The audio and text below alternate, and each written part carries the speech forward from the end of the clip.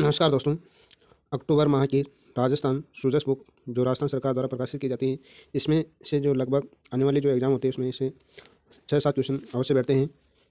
समसामयिक दृष्टि से, अन्य कला संस्कृति, भौगोलिक क्षेत्र से, राजस्थान के ऐतिहासिक क्षेत्र से। तो इसमें अपन जो मोस्ट इम्पोर्टेंट जो चीज़ें हैं वही इसमें अपन पढ़ेंगे। तो पहली चीज़ है मोस्ट इम्पोर्टेंट तथ्य। मुख्यमंत्री श्री अशोक गहलोत ने 4 अक्टूबर को राजस्थान खाद्य एवं ग्रामोद्योग बोर्ड परिसर में जयपुर में राष्ट्रपिता महात्मा गांधी जी की प्रतिमा का अनावरण किया और जवाहर कला केंद्र में बापू के जीवन पर आधारित चित्र प्रदर्शनी का शुभारंभ किया है। कहाँ पर किया गया है? जवाहर कला केंद्र में किया गया है। और श्री गहलोत राजस्थान के मुख्यमंत्री गहलोत द्वारा जो इसका शुभारंभ किया गया है 4 अक्टूबर 2021 को। और इसमें जो मेन जो चीज़ें हैं, मुख्यमंत्री ने यहाँ खाद्य उत्पादों की प्रदर्शनी का अवलोकन किया और उन्होंने कीर्तनों और एवं बुनकरों से खाद्य उत्पादों के बारे में जानकारी ली और उनका उत्साहवर्धन किया। इसके बाद मुख्यमंत्री ने जवाहर कला केंद्र की कला दीर्घ में बापू के कर्तृत्व तथा अहिंसा के दूत के रूप में उनकी लंबी संघर्ष यात्रा की दर्शाती हुई चित्र प्रदर्शनी मोहनदास से महात्मा का उद्घाटन किया गया। इसमें मोस्ट इंपॉर्टेंट चीज़ें यहाँ पर हैं।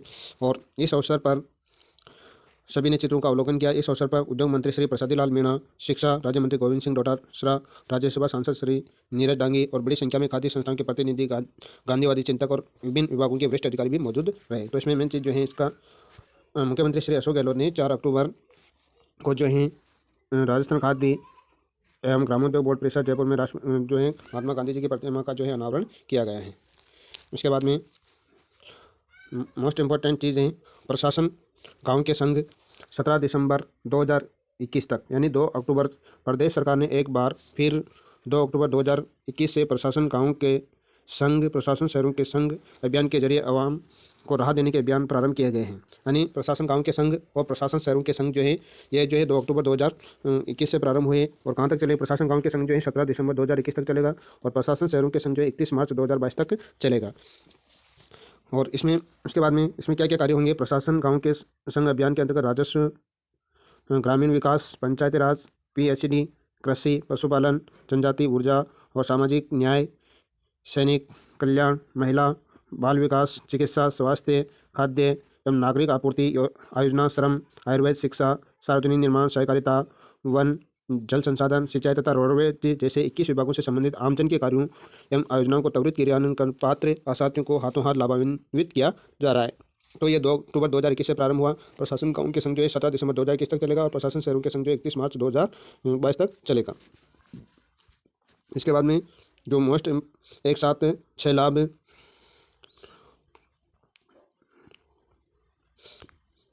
इसके बाद में जो महत्वपूर्ण चीज़ हो रही है, आमजन के लिए वरदान बनी मुख्यमंत्री चिरंजीवी स्वास्थ्य योजना। आमजन के लिए वरदान बनी मुख्यमंत्री चिरंजीवी स्वास्थ्य बीमा योजना। मुख्यमंत्री श्री अशोक गहलोत ने बजट 2021 में यूनिवर्सल हेल्थ कवरेज को प्रदेश में लागू करने की घोषणा चिकित्सा क्षेत्र में अपनी अभिनव शुरुआत की। इसकी घोषणा की अनुपालना में 1 मई 2021 से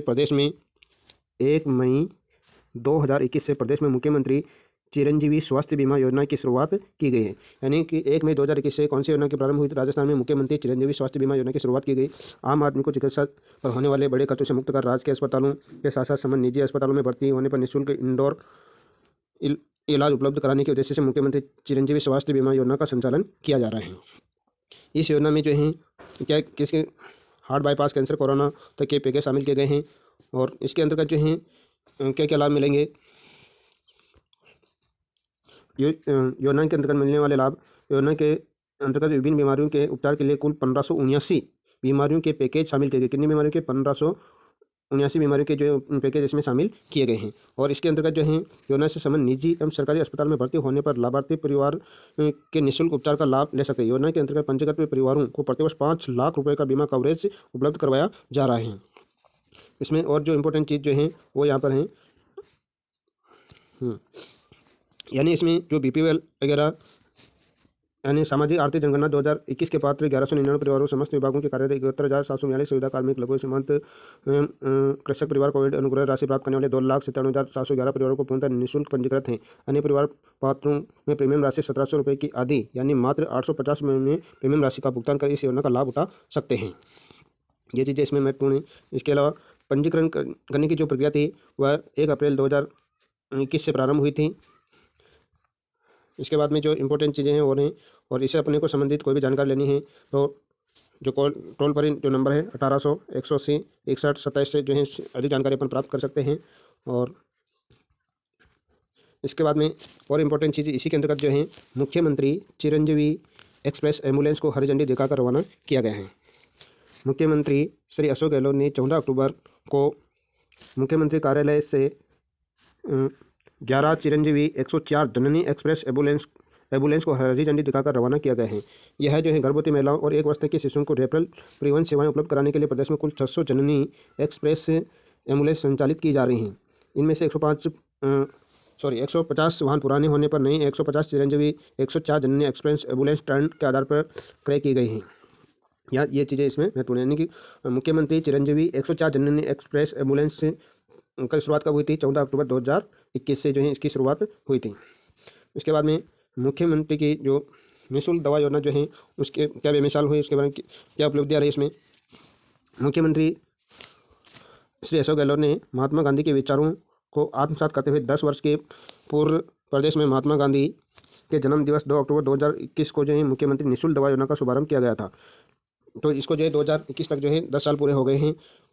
और इसमें कितने लोग जो लाभान्वित हुए हैं 10 साल के अंदर 93 करोड़ 88 लाख से अधिक लोग इसमें लाभान्वित हुए हैं। और इसके जो निःशुल्क दवा योजना के तहत 2 अक्टूबर 2011 से 30 सितंबर 2021 तक 93 करोड़ 88 लाख 58 हज़ार से अधिक लोगों को लाभान्वित किया जा चुका है। और इसमें कितनी मतलब दवाएं जो शामिल की गई हैं, निःशुल्क दवाएं दी जाती हैं 714 दवाएं, 181 सर्जिकल 77 सूत्र सूचीबद्ध किए गए हैं इस मुख्यमंत्री निःशुल्क दवा योजना के अंतर्गत। इसके बाद में एक योजना चल रही है जल जीवन मिशन। ये जो है 2024 तक जो है योजना पूरी हो जाएगी। 2024 तक प्रदेश के ग्रामीण क्षेत्र में हर घर नल जल पहुंचाने के लिए एक महत्वाकांक्षी योजना शुरुआत की गई है। मतलब इसका जो लक्ष्य है 2024 तक पूर्ण हो जाएगी। जो एग्जाम की दृष्टि से महत्वपूर्ण है उसी का जो अपन इसमें देखेंगे। इसके बाद में एक योजना हो रही है मुख्यमंत्री पर्यटन उद्योग संबल योजना। मुख्यमंत्री पर्यटन उद्योग संबल योजना अपने गौरवशाली ये योजना जो कब प्रारंभ हुई उसकी अपन देखते हैं कहाँ से। 22 सितंबर 2021 को मुख्यमंत्री की अध्यक्षता में मंत्रिमंडल की बैठक में मुख्यमंत्री पर्यटन उद्योग संबल योजना की मंजूरी दी गई थी। तब 22 सितंबर 2021 को मुख्यमंत्री की अध्यक्षता में हुई मंत्रिमंडल की बैठक में मुख्यमंत्री पर्यटन उद्योग संबल योजना को मंजूरी दी गई। कब दी गई? 22 सितंबर 2021 को मुख्यमंत्री की अध्यक्षता में हुई मंत्रिमंडल की बैठक में मुख्यमंत्री पर्यटन उद्योग संबल योजना को मंजूरी दी गई है। और इस योजना के तहत 25 लाख रुपए तक के ऋण के ब्याज पर 1% का अतिरिक्त ब्याज अनुदान 3 वर्ष तक देते हुए कुल 9% ब्याज अनुदान प्रतिवर्ष दिया जाएगा। एक इम्पोर्टेंट चीज़ है इंटरनेशनल सेंटर ऑफ एक्सलेंस कहाँ पर स्थापित किया गया है? ये जोधपुर में इंटरनेशनल सेंटर ऑफ एक्सलेंस स्थापित किया गया। राजस्थान में वेलनेस टूरिज्म और आयुर्वेद को बढ़ावा देने के लिए जोधपुर स्थित डॉक्टर सर्वपल्ली राधाकृष्णन राजस्थान आयुर्वेद विश्वविद्यालय में 43.81 करोड़ रुपए से अधिक की लागत से international centre of excellence in Panchakarma स्थापित किया गया है। इसके बाद में जो इम्पोर्टेंट तथ्य हैं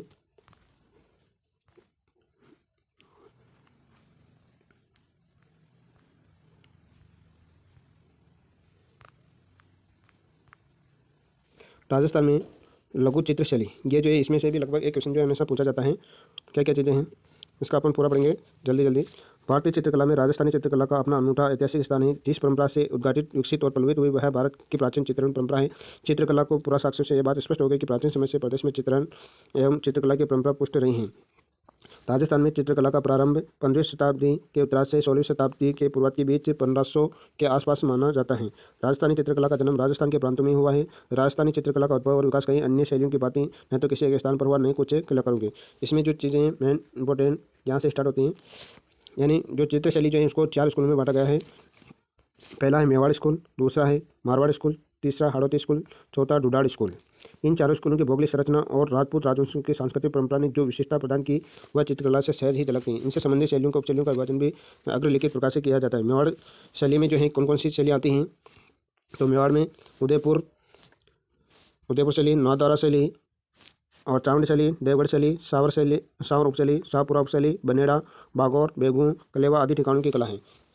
मारवाड़ स्कूल में जोधपुर शैली, बीकानेर शैली, किशनगढ़ शैली, अजमेर शैली, नागौर शैली, सिरोही शैली, जैसलमेर शैली तथा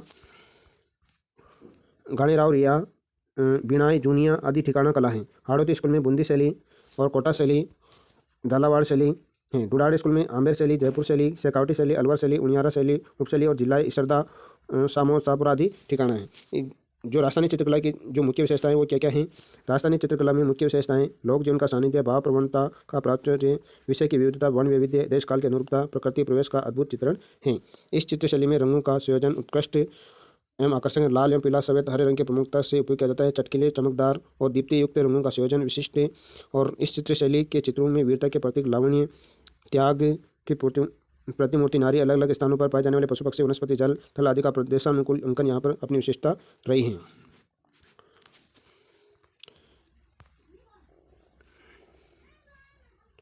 इसके बाद में एक मोस्ट इम्पोर्टेंट तथ्य यहाँ पे जो है मोस्ट इम्पोर्टेंट तथ्य है सादाब अहमद जयपुरी लाख कला के सिद्धस्त शिल्पकार हैं। किस कला के हैं? लाख कला के सिद्धस्त शिल्पकार हैं। उन्होंने अनेक चित्रशर लाख कलाकृतियाँ बनाई हैं। इनमें सैंडलियर, शाही झूमर, शाही जरोखा, चाय केतला, गणेश जी, तानपुरा, 9 विश्व आश्रय स्मारक प्रतिरूपों पर लाख की कारीगरी पर कलाकृतियाँ शामिल हैं। और इन्हें कई पुरस्कार भी मिल चुके हैं। कई पुरस्कार भी मिल चुके हैं और जिनका नाम इंडिया बुक ऑफ रिकॉर्ड्स में दर्ज हैं। उन्होंने लाख कला में विशेष सक्रियता के लिए जयपुर को डिस्ट्रिक्ट ब्रांड एम्बेसडर भी बनाया गया। जयपुर का ब्रांड एम्बेसडर किसको बनाया गया? सादाब अहमद जयपुर लाकेरी, हाँ, सादाब अहमद जयपुरी को जो है बनाया गया है। और जयपुर रत्न समारोह सीजन 3 राजस्थान गौरव सम्मान एशिया का उत्कृष्ट उपलब्धि पुरस्कार से सम्मानित किया गया है। यानी 4 शताब्दियों से मणिहारों के रास्ते से आबाद 4 शताब्दी से मणिहारों के रास्ते से आबाद स्वर्गीय इकराम अहमद खान का परिवार जो है पिछले 400 वर्षों से जयपुर में रह रहा है। तब से लेकर अब तक 135 परिवार मणिहारों के रास्ते से बसे हुए हैं। क्या होती हैं लाख कला? लाख एक प्रकार का रोल या रेजिन है जो फलमेजिया, सेमीलाटा, कुसुम, बेर, पलास, बबूल, पाखड़, शीशम, सागवान, जंगल, जलेबी, कुसमी जैसे कई पेड़ों की शाखाओं पर पलने वाले कीड़ों, लेसीपर, लक्खा, केरिया, लक्खा नाम के कीड़ों के स्रवन से प्राप्त होते हैं।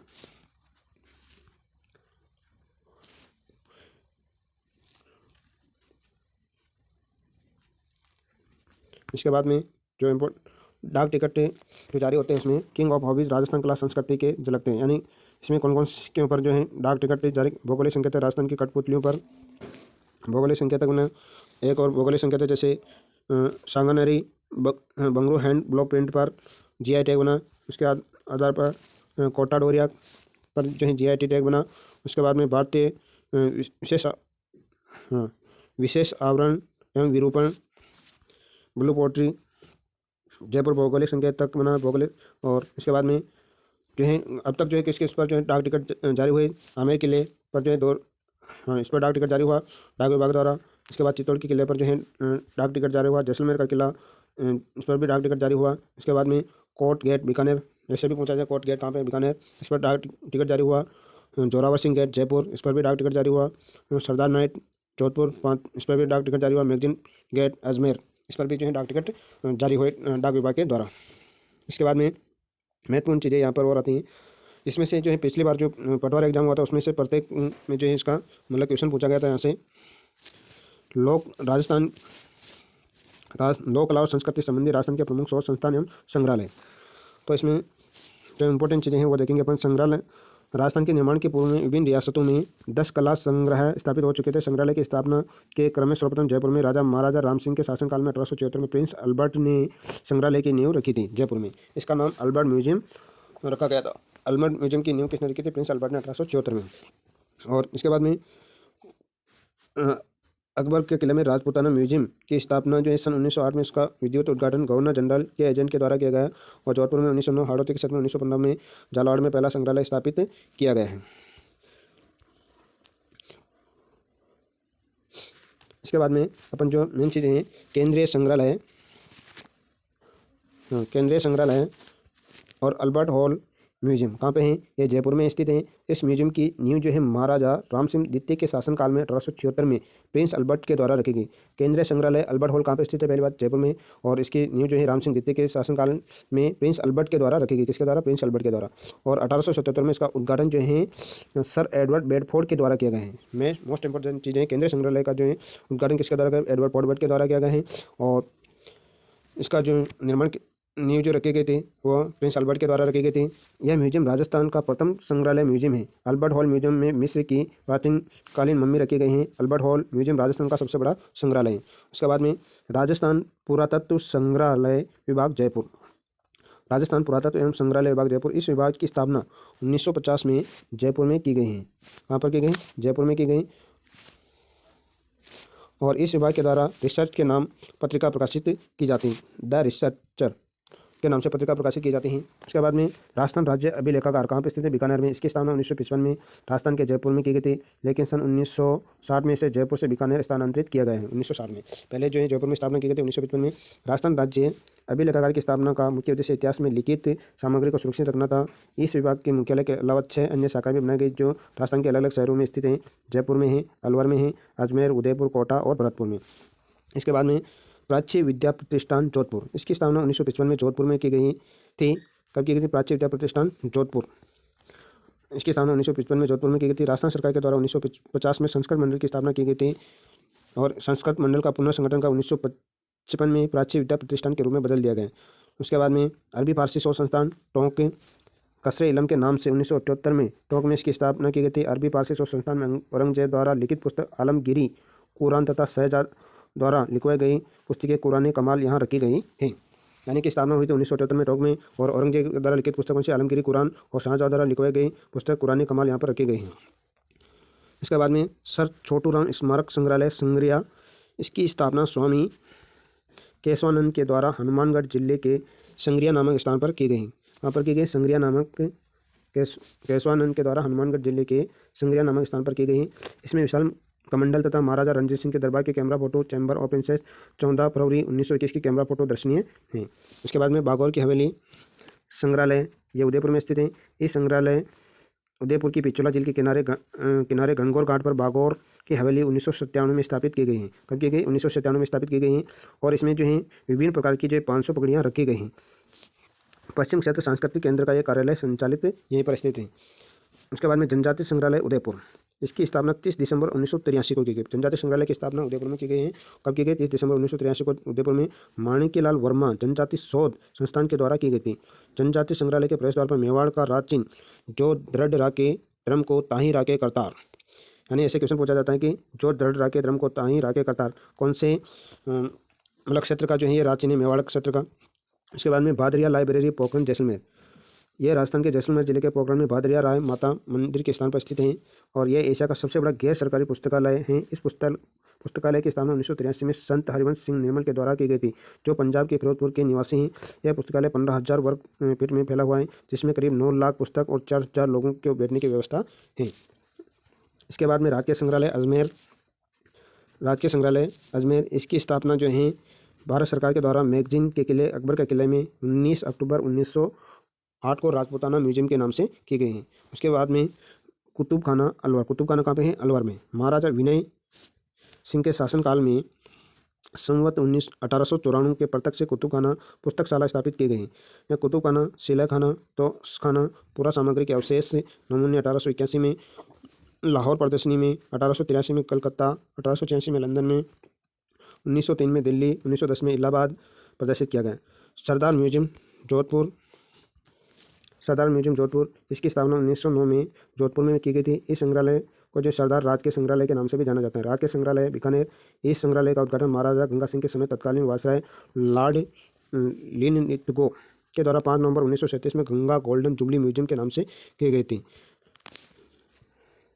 यह संग्रहालय एल.पी. टेसीतोरी, इटालियन भाषा वैज्ञानिक डॉक्टर एल.पी. टेसीतोरी द्वारा निर्मित है और इस संग्रहालय को गंगा सिंह म्यूजियम व गंगा गोल्डन जुबली म्यूजियम के नाम से भी जाना जाता है। राज के संग्रहालय बीकानेर में कुल 3 संग्रहालय हैं। करनी म्यूजियम संग्रहालय, दूसरा है शाहदल म्यूजियम्स और तीसरा है राज के संग्रहालय बीकानेर। यह संग्रहालय 1972 में अस्तित्व में आया था। उसके बाद में city palace museum Jaipur, city palace museum Jaipur, इसकी स्थापना 1959 में जयपुर के सिटी पैलेस में महाराजा सवाई मानसिंह द्वितीय के द्वारा की गई थी। इस संग्रहालय के सवाई मानसिंह संग्रहालय के नाम से जाना जाता है। इस संग्रहालय में दीवान ए खास दुनिया के विशालतम चांदी के 2 देग जार रखे हुए हैं, जो गिनीज बुक ऑफ वर्ल्ड में रिकॉर्ड है। यानी कि ऐसा पूछा जाता है कि दुनिया के विशालतम चांदी के 2 देग कहाँ पर रखे गए हैं? City palace of museum Jaipur में रखे गए हैं।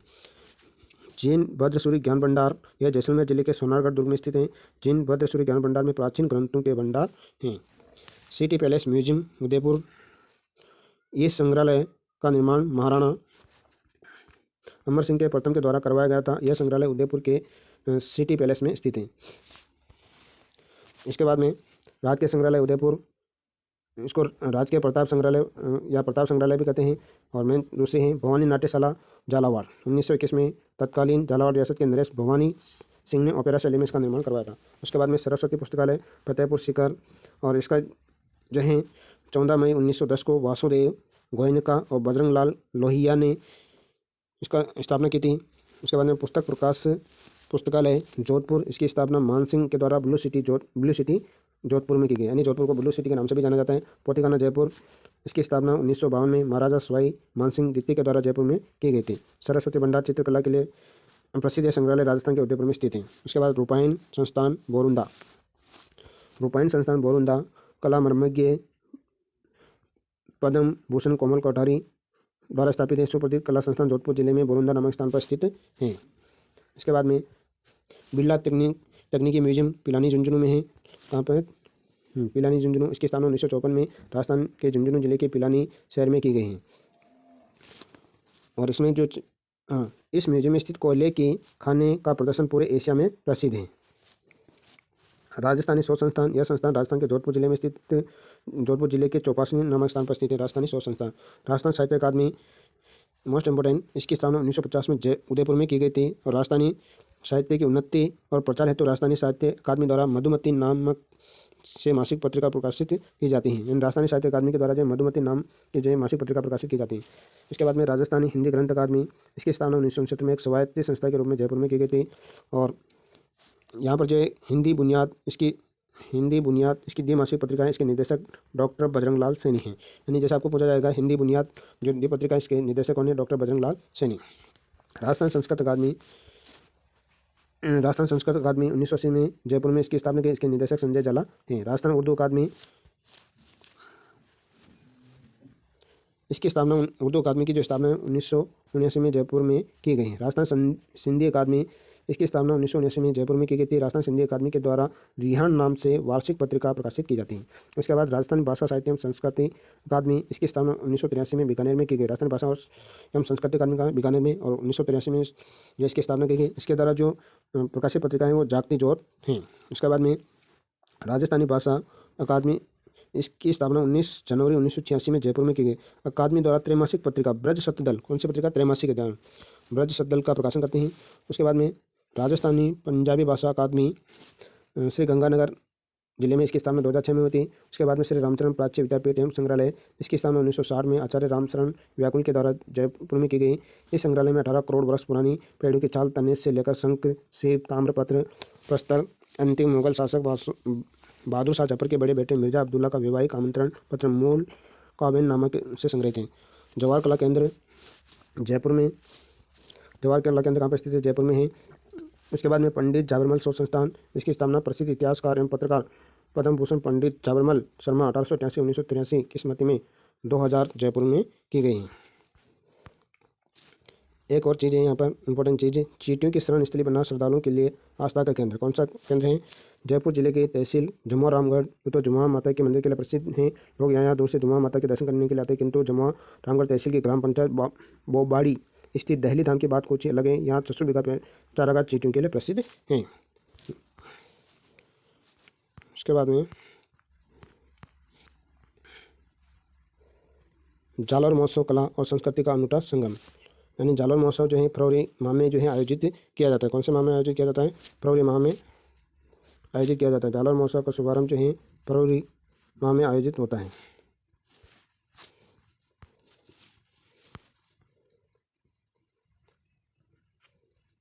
इसके बाद में बिंदोरी नृत्य, यानी बिंदोरी नृत्य कब के विवाह नृत्य है।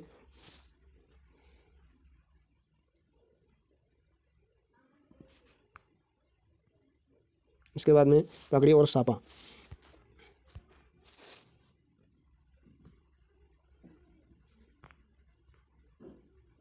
यानी कौन से क्षेत्र में जो है पगड़ी और सापा प्रसिद्ध है, वो जैसे अपन अलग अलग बीकानेर क्षेत्र में जो सापे हैं, अंग्रेजी सापा, सुतारन सापा, माहेश्वरी समाज की पगा, जोधपुरी पंचरंगा सापा, किलकिया पाक, गोल पंचरंगा सापा के अलावा जाट, बिश्नोई, मुस्लिम समाज के सापों के साथ ही जैसलमेरी, नागौरी, जयपुर, उदयपुर, उमराव, पाक पाली के सापे प्रमुखता से पहने जाते हैं।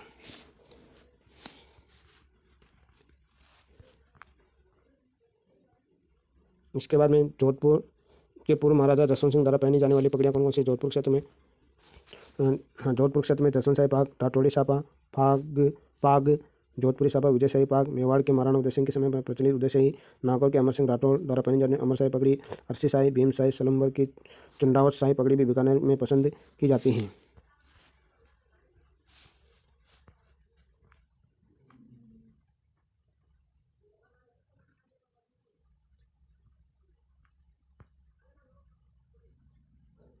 पाली गोडवाड़ा के जैन मंदिर, हाँ, यानी कि गोडवाड़ा जैन मंदिर, रणकपुर के स्थित चौमुखा जैन मंदिर। रणकपुर स्थित चौमुखा जैन मंदिर पाली जिले के देसूरी तहसील में स्थित रणकपुर का जैन मंदिर प्रसिद्ध श्वेतांबर जैन मंदिर है, जो शिल्प और अपनी विशालता की दृष्टि से अद्वितीय है। यह मंदिर महाद्री पर्वत की छाया में महाराणा कुंभा के शासनकाल में उनके मंत्री धनक शाह द्वारा उस काल के प्रसिद्ध शिल्पी देपाक की देखरेख में सन 1439 ईस्वी में बनवाया था। रणकपुर का चौमुखा मंदिर भगवान आदिनाथ को समर्पित है। इसके बाद में नालाई के जैन मंदिर, यह पाली जिले में स्थित है। और सांडेराव का शांति जिनालय, यह जो है शांतिनाथ को समर्पित है। इसके बाद में वरकाणा जैन मंदिर, वरकाणा जैन मंदिर रानी के निकट वरकाणा ग्राम में भगवान पार्श्वनाथ को समर्पित प्रसिद्ध वरकाणा जैन मंदिर है, जो कि गोडवाड़ा के पंच तत्वों में से एक है। मुच्छला महावीर मंदिर, पालनासोन जैन मंदिर,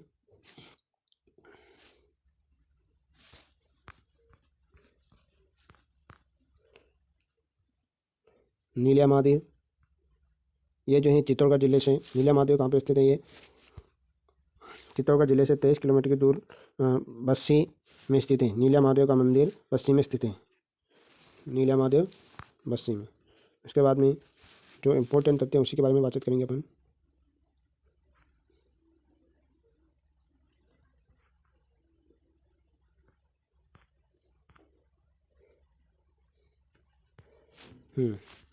जगत शिरोमणि मंदिर, जगत शिरोमणि मंदिर, इस मंदिर का निर्माण जयपुर के महाराजा सवाई मानसिंह प्रथम की पत्नी रानी कंकावती ने अपने 14 साल के पुत्र कंवर जगत सिंह की याद में सन 1599 में करवाया था, जो कि 1608 में तैयार हुआ था।